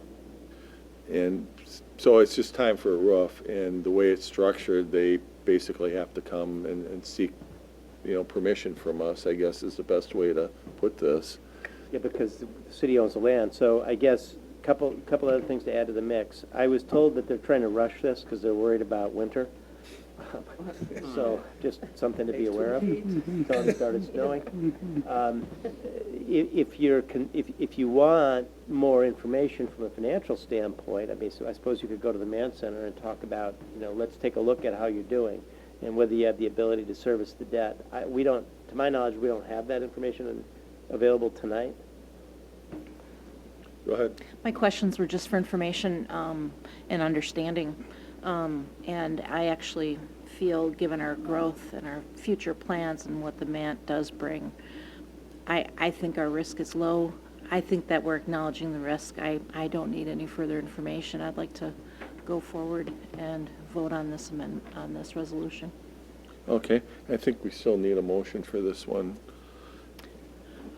I believe I'll move. Okay. That we approve the necessities for them to get their mortgage. And is there a second? I'll second. A second by Alderperson Caravello. You've been quiet over there tonight. Any more discussion on this one? Hearing none, all in favor, say aye. Aye. Any opposed? None opposed, that carries. Resolution 174 of 2019. This one comes from CACP, Alderperson Legaki. Resolution 174, 2019, authorizing and directing the proper city officials to increase the fees for city dog licenses by $5 to account for the increase in the Dane County dog tax. CACP approved this 5-0 at our last meeting. I so move. Second. Second by Alderperson Riley. Anything you'd like to add? It's pretty much self-explanatory. If you have any questions, we'll probably direct them to the clerk. President Majewski, did you have one? I do. This is more of a rhetorical question, but why don't we license cats?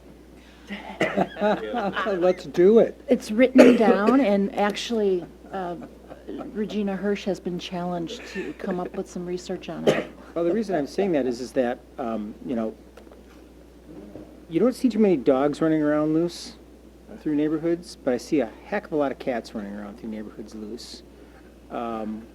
So you have a dog license fee, which goes towards fee for doing what? So the dog licenses are required actually under state statute. We have to have a city dog license, cat license. What does the fee go to? The fee goes to maintaining the Dane County Humane Society and the Dane County dog parks. So, thank you. So what that's telling me, no, what that's telling me is that the support of the Dane County Humane Society is put on one species of animal only, when you have a lot more cats also that are out there. Just saying, it's an unequal, unbalanced, and unfair burden. I can comment for the committee. We too brought this issue up. The question came up. We've actually asked someone to research it a little bit, but we thought it was prudent at this time to go forward and continue this fee structure, knowing that we had that question and it's written down for a future agenda item. Thank you. And the alternative, if we don't raise the fee, is? The city would actually lose money. So we currently collect $12 for a spayed or neutered dog and $17 for a non-altered dog. Of that, we get to keep $3.25. The rest goes to the county, so we actually process all the paperwork and keep track of it all, and then we give $8.75 to the county.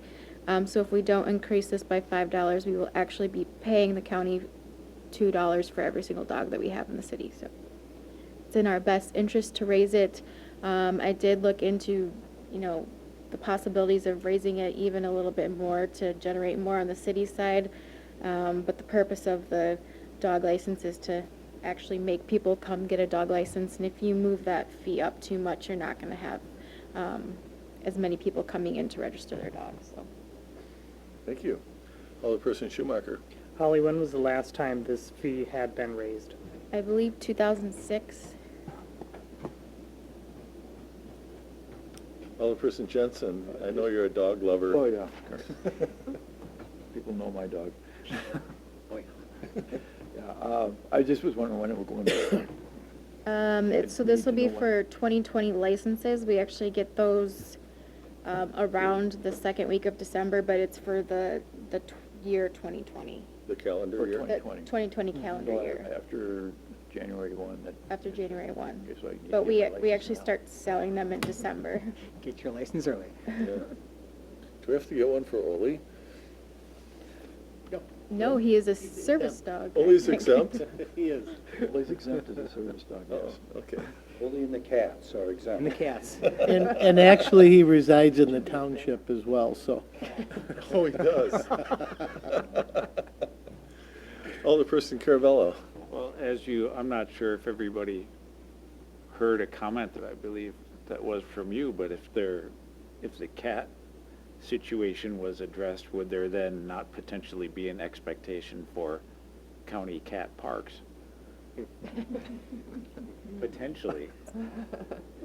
I think a lot of municipalities have tried to implement a cat licensing program, and it hasn't been very successful. Just because just as like dogs, there's no really good way to enforce it. The times that we are forcing it is when there's an issue. I don't know if it's worth looking into or not. Yeah. Do we get help from the vets? No. No? Okay. Anything else about cats and dogs? There's got to be a way we can throw Schrodinger's cat in here somewhere. Okay, so we do have a motion on the floor. All in favor, say aye. Aye. Any opposed? None opposed, that carries. Resolution 175 of 2019 is approving the expenses not to exceed $3,200 in the fiscal year 2019 from contingency funds for, I don't believe it's supposed to read interim, it's supposed to, what was the language you wanted us to use? Mayor's appointed individual to assist with the transition. Right, so it's a transition position for the fire chief position that we're looking to fill. We do have the opportunity to go into closed session. I'm not sure we need to. We just put that on there as an option. It went through finance earlier. Anything you wanted to add? Nothing in there other than just to make the distinction that it would be on your appointment and that it wouldn't actually include fire chief in there. Right, and Director Gillingham can fill in the blanks for us. Thank you. So this is a appointed position that would be assisting with the transition for the fire department. With Chief Wagner's upcoming retirement, we need somebody that's actually going to help bridge that gap. As it states in here under the second whereas on the resolution, it talks about until a replacement is hired or a determination is made regarding structure. So Mayor will be doing his due diligence, looking at, do we combine fire and EMS? Do we not combine them? What are the pros and cons? So we'll be looking into that. After that's determined, then if it is a decision to move forward with hiring, that would move over to the Police and Fire Commission. And from there, we would begin that hiring process. So just to reiterate, the city council doesn't hire for that position. That is correct. Hiring, firing, and discipline is all handled by the Police and Fire Commission. So this position here is that person that's going to actually help us with that transition from when Chief Wagner leaves until we determine what the next department's structure is going to be. And we're really fortunate that former Chief Lamers is willing to do this for us. Mm-hmm. He's been retired now for 5 years, and for him to give up his time to do this really says a lot for him and his commitment to Stoughton. He's already served us well in the past, and I feel really honored that he's willing to do that again. Yeah. Please keep in mind, if you didn't read the details of the resolution, this is for 10 hours a week. So he'll be providing oversight on a very limited basis.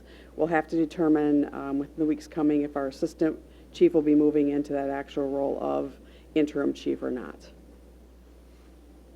Okay. Any questions or comments? And so we need a motion, I guess. Motion by President Majewski to accept the resolution with the modification. Correct. I'll second that. And a second by Alderperson Schumacher. All in favor, say aye. Aye. Any opposed? None opposed. That carries. Clarification, the modification Sure. is interim to transitional? Correct. Okay, thank you. And it's not fire chief, Ah, just interim. thank you. Thank you. So Resolution 176 of 2019 is in regards to an offer that we received on our property from Exclusively Roses. And I guess we can begin in open session, and then if we feel a need to go in, are you going to give me the look, Attorney Dregney, or what should we do here? Can you run that by me? For exclusively roses, we have the offer to purchase. We want to talk about more likely in closed session, but should we give some background first? I think you can provide some background, and then we'll see, I don't know if we'll get into a point where we even need to go into closed session. Okay. So basically, Exclusively Roses is a local business that's been in the Stoughton Business Park for many years, and Rodney can help fill in the blanks. And they provide, obviously they do roses and they do like gifts, especially around Valentine's Day and Mother's Day. And they do distribution mostly in the Midwest, Chicago, southern Wisconsin area. And they basically have outgrown their current site. And when they discovered that we had land available in the business park, they came to us and they, with a proposal, they have a building plan, we have a site picked out for them. We're in the process of putting the road in there, which is that Glacier Moraine Road, which connects Williams Drive to Progress Lane, which is the road that runs near Alliant, back in the business park, Alliant Energy. So what we're looking at doing here is working out a deal where basically a homegrown Stoughton business can continue to operate in our business park, and they basically drafted an offer to that effect earlier at finance tonight. We had our realtor Blake George here, who's brokering the deal, and he's teaming up with Attorney Dragney to work out some of the language proposals that came as recommendations from the finance committee. And our hope is that we can take those language changes and then bring something back to the finance and to the city council at the next meeting for approval. And I guess the question would be, do you think it would be worth having a closed session discussion with the council just to find out if the council's generally supportive of the framework that we're working with, or do you want to just wait until we come back at the next meeting to get more into the details?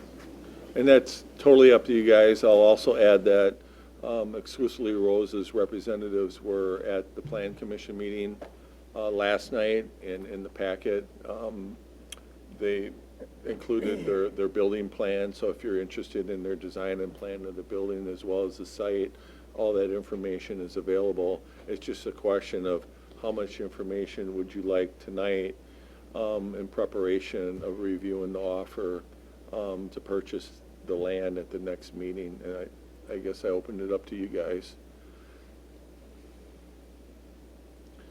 And if you want a lot of detail, we should probably go into closed session about it. But if you want to just peruse what we have right now, then look at that, and then we'll come back with the more specific language that between the attorney and the realtor for the next meeting. Alderperson Riley? Thank you, Mayor. I understand you correctly that there's been a formal offer to purchase, and now the committee's working on that offer to purchase with respect to the potential calendar. And we can. And I don't need any more information for myself tonight, that's for sure. Alderperson Lagaki? I also don't feel the need to go into closed session, but I would like to ask a question. Sure. When I reviewed this, it talks about energy efficiency, and just wondering, as we are discussing green energy targets and things like that, that's something, information that I would love to see come forward, as this is a new building and some of our focus right now. I would just want to see some more of that information, and I don't know enough of what to ask outside of LEED certification, but I only see energy efficient in there, and I'd love a little more information about that for discussion next week. Go ahead. At Planning Commission, they spoke to that. They have had consultations with a number of the utilities and have actually modified some of their equipment for energy efficiency. So, and they've actually saved money on that equipment also. So they are very much aware of the green end. Well, and for CACP to be paying attention to this process as well, so that we can create those templates as we go forward. Yeah, some of the things they talked about last night were having some windows for natural lighting, and then the material that they're using for the panels They actually brought samples. Maybe you can describe them better than I can. It's just a new type of steel paneling that they're using that's much more efficient and actually more cost-effective. Versus a tip-up building, which a lot of, including our public works garage, is a tip-up building for this type of application. I think they felt it would be more energy efficient if they went with this type of material. We can certainly, if you're interested, they had samples, we can either bring them here, or we could even bring them to CACP if you'd like. They seem pretty, willing to communicate and work with us. So we understand what their project is and how they feel it'll benefit, the community and them as well. They also, or to add into all of that, they also touched on, because obviously they're dealing with perishable items, so they've got a fairly large cold room facility that I'm very jealous of, but they were working, they had some efficiencies that were built into that to make that process more energy efficient than it normally would be. Anything you observed, Phil, last night that you want to add, or what was your thoughts? I think you guys have covered it. It seemed like a pretty well insulated, that paneling that they're going to use was a, big foam block. What they said they'd be bringing in it was a prefabricated structure, so they'd just be bringing in on trucks and panels or however that type of construction is put together. So it sounded like it would be a pretty quick, easy thing to make, if I'm recalling correctly. Or is that the... That's the other one. That might have been the other building for out on Jackson Street, sorry. There was one thing about this particular one, though, that they, as far as efficiencies go, there was no mention of anything involving like solar or anything like that for alternative energy. And they met with Corey Neely and a representative from WPPI to look at the new construction incentives that they offer for our membership. So I think that's what President Majewski referred to. They're trying to incorporate some of those concepts into their building design. So the engineers from WPPI actually work with their engineers in order to come up with something that they both feel is mutually beneficial. The site, we've been doing some site work. You may recall a few meetings ago, we approved a proposal to remove some of the topsoil. Rodney can probably describe that better than I can and what the state of the site is right now. The Glacier Moraine Drive project is continuing. Mass grading efforts are wrapping up for the season, but the regional detention facility's been put in place, and a lot of the mass grading work has been done. The topsoil that needed to be relocated off-site has been moved, and they're actually installing underground utilities in the Glacier Moraine Drive area now. Underground sanitary sewer and water systems are being installed as we continue to have decent weather. They'll be back out there again tomorrow to continue that. This site is in the far eastern end of the Glacier Moraine Drive. It also fronts Progress Lane. The thought is if this offer to purchase and construction comes together, they'll be able to start construction prior to the street actually being fully complete. And we can work in collaboration to make that happen and not impact our project or theirs. And both of them can continue at the same time. Is that enough information on that one for tonight? I think so. Okay, and there'll be more when we start looking at the offer. Hopefully, we'll have that ready in a couple weeks. Alderperson Bartlett. I guess just want to be clear on that, Rodney, that from that provision 2, that we have to deliver a buildable lot or else pay back and pay the closing costs and everything. Is that a buildable lot, just completing the road and the utilities? Is there anything else the city needs to do to make that? We're shoring that up. That's part of the conversation that we'll shore up as part of the acceptance of an offer. But we've had an internal discussion with them about what that means and what the expectation is, and we believe we can meet their expectation. Thanks. Okay. All right. So I guess that concludes that discussion for tonight. And then the last item is a discussion regarding the marketing of the remaining Business North property. So the reason we put this on here is assuming that the exclusively Roses building gets built, we have that on one corner, and on the other corner of Glacier Marine, we have the NAFA building, and then we have space in between. So what we're trying to do is understand as a staff kind of what the thoughts and priorities and vision is from the council members out there, whether it's money generated through the increment, or if it's building design, or if it's the type of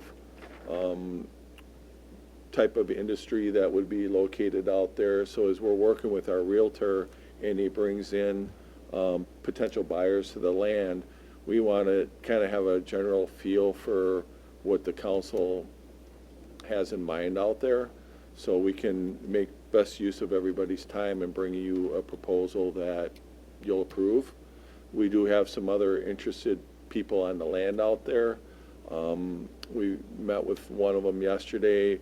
We may be talking about that one at the next meeting as well, but we kind of want to get a feel for what you may or may not want to see out there, and I don't know if anybody has any thoughts on that. Jamin kind of had gone through a while back about the state of the TIF district out there. That's TIF 6, if I'm right. Obviously, we have some major catching up to do out there financially to put us in a better place. So we just wanted to put this out there for discussion and see what your thoughts are. Alderperson Bartlett? For one thing, I guess I would prefer to see some that bring in long-term, full-time employment rather than the warehouse-type operations that just have seasonal or part-time. So if we could see some companies that work year-round and have full-time positions, it could be helpful to bring more people to the city. Thank you. That helps. Anybody else? I'll agree with that. I talked to them a little bit about that at planning, about how many they anticipated to have that were full and or part-time, and they were indicating that they may add some additional full-time, but the majority would be part for that one. Alderperson Hirsch? I guess a question to Alder Schumacher, is it they're half-time employees, or they're the minimum wage half-time, or are they? That I'm not sure. They didn't elaborate that.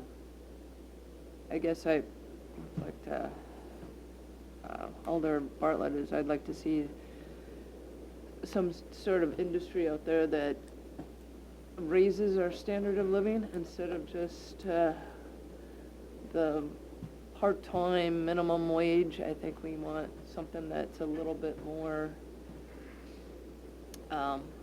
skill level to raise our income of our city. I mean, I wouldn't be opposed to, on the other side of the street, if we ever get around to that, I'd love to propose that the city offer to a different business that's downtown right now to be moved out there. That I would definitely support TIF 4 for that move. But And how many acres do we currently have available in between the two potential sites there? Do you remember? Is it 15-ish? So we have about 15 acres.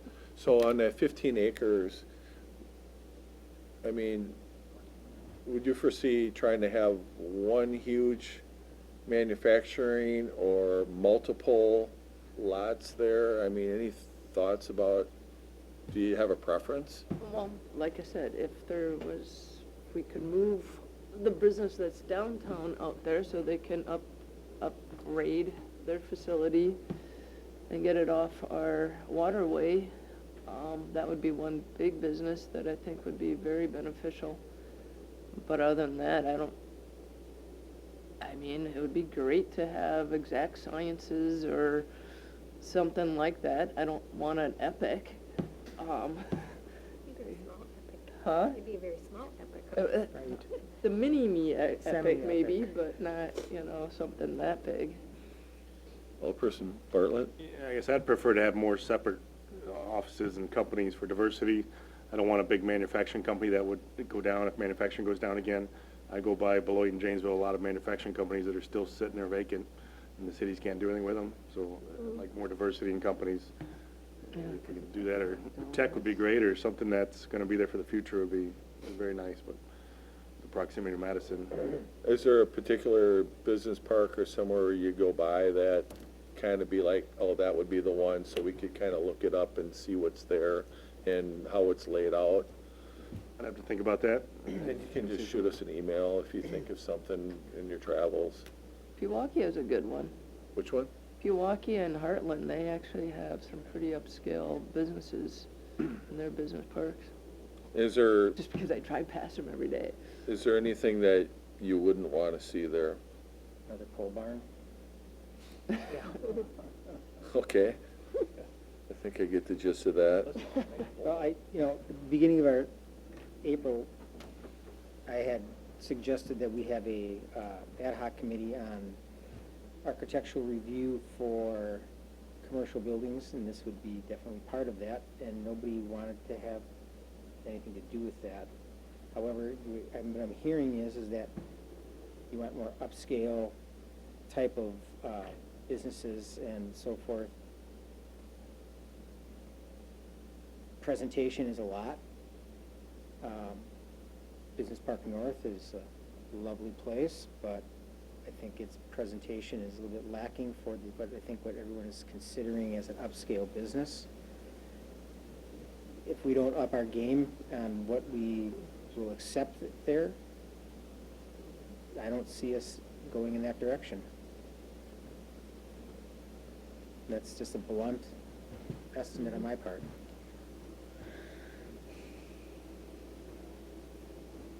Alderperson Hirsch?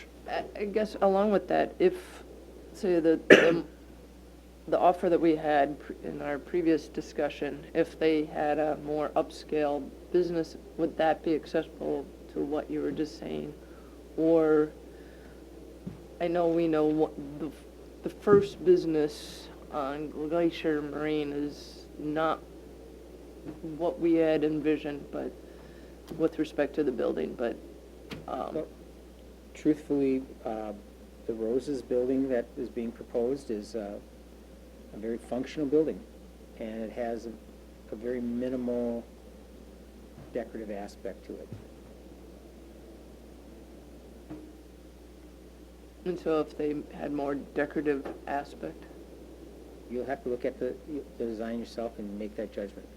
I couldn't tell, I mean, I couldn't really tell what it was gonna look like. I mean, there was a lot of examples, but there's not. It is. Speaking, you shall receive. Right, I know, but I don't know what it actually, That's that looks like a pole barn, but, but you said it has different materials. Oh, that little brick, okay.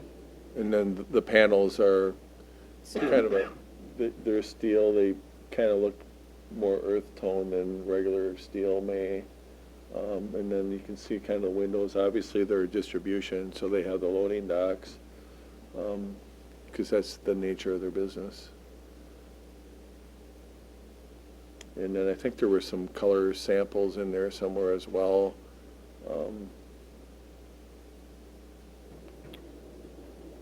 Yeah, I couldn't tell what there was many Kind of hard to things. see, it'd probably be better on your screen, but,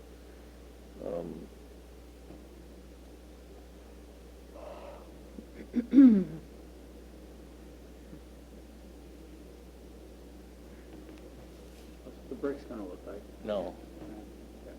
See, I couldn't tell what they were actually proposing. There is Yeah, a, I was saying. there it is. That's the one that's similar to a building that they built, I think they said in McFarland. Yeah. Isn't that For the essentially what it would steel look like? panel Yeah. aspects of it, it was similar to that.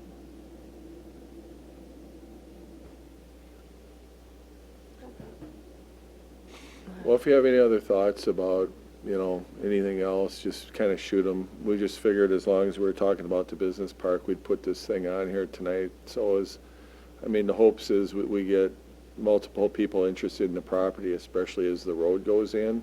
We think the property is going to be more marketable. Like I said, we've had a recent inquiry about it, and you might hear more about that. And Blake is out there, throughout Dane County marketing other business parks and other properties, and if he comes across a match, we want to be able to communicate to him, what we're looking for in our business park, and that really helps him focus on, potential businesses that are willing to relocate. We haven't had a whole lot of success recently with relocation. It's been more homegrown, which is great. We want to encourage the businesses to stay here whenever possible and give them an opportunity to grow and do that.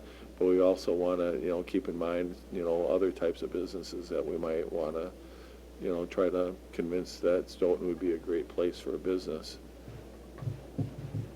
I'd not want to see ones that would have a great negative environmental impact on that with the proximity to the river system over there. Okay.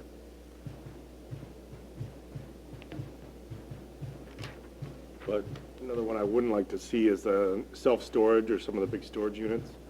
Seeing more and more articles about cities having issues with that. They don't bring any employment or add a lot of value. I'd rather not have a self-storage sitting out there doing nothing. Eyesore too, yeah. So you're talking about like the big fenced-in garages that are, they just take up a lot of land but don't provide any employment or okay. a lot of revenue or value to the city. Okay. Unless it's going to be one of those Carvana car vending machine things, maybe. That might be kind of cool, but anyway. Not quite there. Okay.